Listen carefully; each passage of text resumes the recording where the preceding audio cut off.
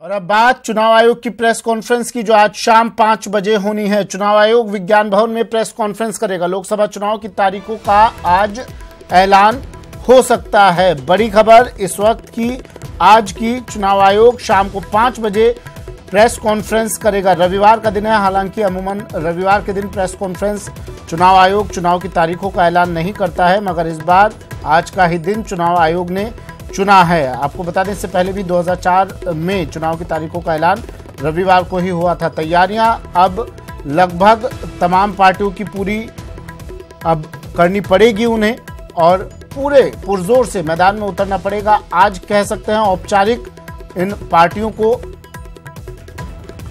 औपचारिकता निभा दी जाएगी और कह दिया जाएगा कि हाँ भैया, अब आप जनता के बीच में जाइए, ये तारीखें आपकी हैं और इन तारीखों तक आपका जो भी काम है निपटा लीजिए। और उस तारीख से पहले इन तमाम पार्टियों को जनता के बीच जाकर अपनी बात रखनी होगी। विनीत मेरे सहयोगी हमारे साथ दिल्ली से फोन लाइन पर जुड़ गए हैं। विनीत हमारे साथ सीधा जुड़ गए हैं। विनीत दिल्ली से। विनीत, 5 बजे चुनाव आयोग प्रेस कॉन्फ्रेंस करेगा, तारीखों का ऐलान भी कर सकता है इसमें।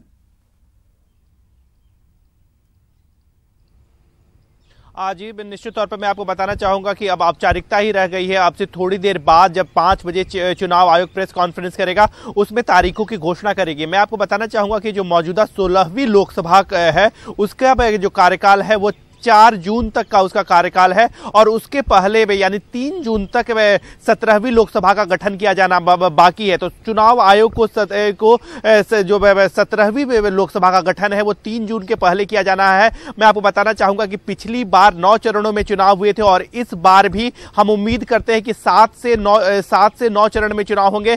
26 तारीख को पिछली बार जो 2014 में आया था, 26 मई को चुनाव परिणामों की घोषणा की गई थी। तो इस माफ कीजिए 16 मई को चुनाव परिणाम की घोषणा की गई थी, मतगणना की गई थी। तो इस बार भी अगर हम देख सकते हैं तो इसी तरह का कुछ कार्यक्रम रहेगा। पिछली बार 9 चरण में चुनाव हुए थे, और इस बार हम उम्मीद कर सकते हैं कि 7 से 9 चरण में चुनाव होंगे। लेकिन जब 5 बजे चुनाव आयोग प्रेस कॉन्फ्रेंस करेगा तभी इसकी घोषणा होगी। मैं आपको बताना चाहूंगा कि इससे पहले चुनाव आयोग ने काफी तैयारी की थी। पूरी जो बैकग्राउंडर है, जो पूरी मीटिंग से राज्यों के चुनाव आयोग के साथ उन्होंने मीटिंग की थी, विभिन्न राजनीतिक दलों के साथ मीटिंग की थी, और सबसे बातचीत करने के बाद चुनाव आयोग ने चुनाव की तारीख की घोषणा करने का फैसला लिया है। अब किन तारीखों को कहां चुनाव होंगे, इसका फैसला जो है वो चुनाव आयोग करेगी। और 5 बजे शायद देरी इसी वजह से हुई होगी, लेकिन विपक्ष आरोप लगा रहा था चुनाव आयोग पर कि देरी इस कारण कर रहे हैं ताकि सरकार अपनी कुछ घोषणाएं कर सके।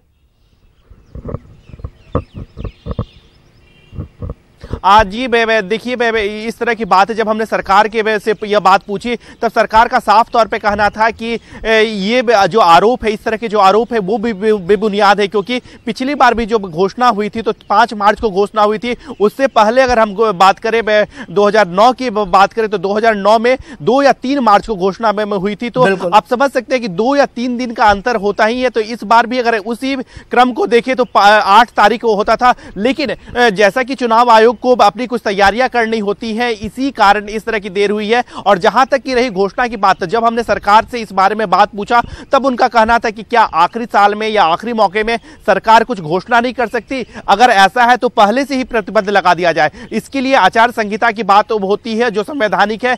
ऐसा कुछ नहीं है कि अंतिम समय में घोषणा नहीं कर सकती। और जहां तक 1-2 दिन की बात है, तो सरकार जो चीज की घोषणा 2 दिन बाद कर सकती है, या जो उद्घाटन 2 दिन बाद कर सकती है, उसका उद्घाटन सरकार पहले भी कर सकती है। विपक्ष के आरोपों को सरकार ने साफ तौर पर नकारा है और कहा है सरकार अपना काम कर रही है, और कोई भी संवैधानिक बाध्यता नहीं है कि वो अब चुनाव की घोषणा के पहले कोई भी घोषणा ना कर सके। अच्छा, 4 राज्यों में होने वाले विधानसभा चुनाव की भी क्या तारीखों का ऐलान हो सकता है?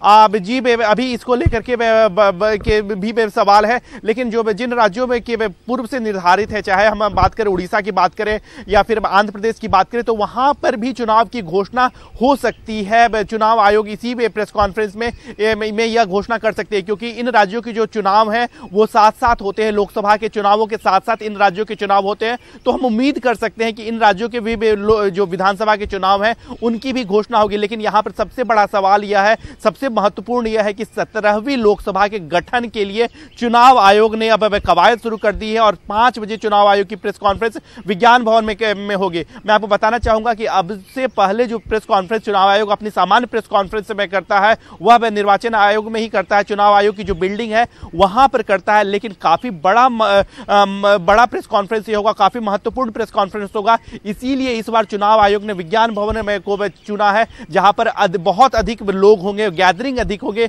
और चुनाव आयोग जो हमारे सवाल लेंगे, मीडिया के जो सवाल लेंगे, उसके लिए बड़ी जगह का चुनाव किया है चुनाव आयोग ने। और विज्ञान भवन में चुनाव की घोषणा 5 बजे की जाएगी। जिन विधानसभा की चुनाव की घोषणा होनी है उनकी भी घोषणा की जाएगी। लेकिन यहां पर सबसे महत्वपूर्ण यह है कि 17वीं लोकसभा के गठन की प्रक्रिया चुनाव आयोग औपचारिक तौर पर आज शाम 5 बजे के बाद शुरू कर देगी। और जम्मू कश्मीर के बारे में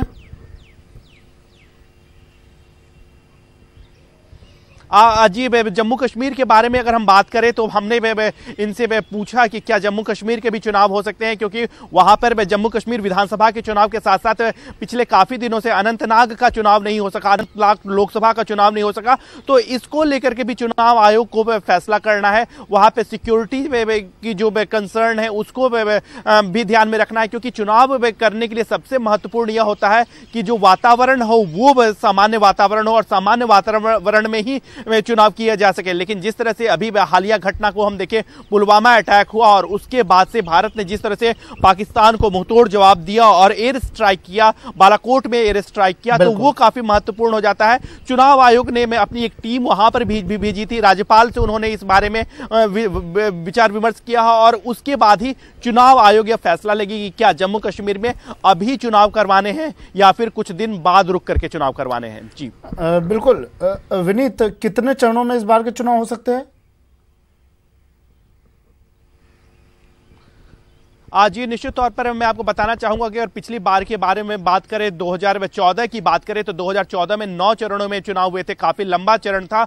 इस बार भी अगर हम उम्मीद करें तो 7 से 9 चरणों में चुनाव हो सकते हैं, क्योंकि भारत जो है वो विविधता का देश है और जो सुरक्षा के इंतजाम करने हैं, जो इंटरनल सिक्योरिटी के या चुनाव सुरक्षित तौर पर हो, बूथ कैप्चरिंग की घटना न हो या फिर चुनाव में किसी को किसी तरह की परेशानी न हो, इसके लिए जो फोर्स की तैनाती की जाती है, उसके मूवमेंट की जो तैनाती की जाती है उसमें कुछ समय लगता है। और इसमें है और जिस तरह से फोर्स की अवेलेबिलिटी होगी, चाहे वो सीआईएसएफ की बात हो या फिर अन्य पैरामिलिट्री फोर्सेस की बात हो, उनकी अवेलेबिलिटी के साथ ही को ध्यान में रख करके ही चुनाव आयोग कोई घोषणा करेगा कि आखिरकार किस तरह से चुनाव करवाया जाए, किन चरणों में चुनाव करवाया जाए। पिछली बार 9 चरण में चुनाव हुए थे, तो हम उम्मीद कर सकते हैं कि जो चुनाव होंगे, चरणों में जिन चरणों में चुनाव होंगे वो 7 से 9 चरणों में चुनाव हो सकते हैं। लेकिन इसका जो अंतिम फैसला है वो चुनाव आयोग को ही करना है और जब 5 बजे चुनाव आयोग अपना प्रेस कॉन्फ्रेंस करेगी उसी के बाद यह साफ होगा कि आखिरकार कितने चरणों में चुनाव किए जाते हैं। तो हमारी जो उम्मीद है उससे हम यह कयास लगा सकते हैं कि 7 से 9 चरणों में चुनाव हो सकता है। तो आखिरी 5 घंटे अब बचे हैं और शायद 5 घंटे बाद आचार संहिता लग जाए। 5 घंटे इन राजनीतिक पार्टियों के लिए। शुक्रिया विनीत, तमाम जानकारी के लिए। विनीत मेरे सहयोगी हमारे साथ दिल्ली से जुड़े। 5 बजे चुनाव आयोग की प्रेस कॉन्फ्रेंस, विज्ञान भवन में प्रेस कॉन्फ्रेंस करेगा चुनाव आयोग और आज तारीखों का ऐलान हो सकता है, उन तारीखों का जिन तारीखों का पूरे देश को इंतजार है, तमाम राजनीतिक पार्टियों को इंतजार।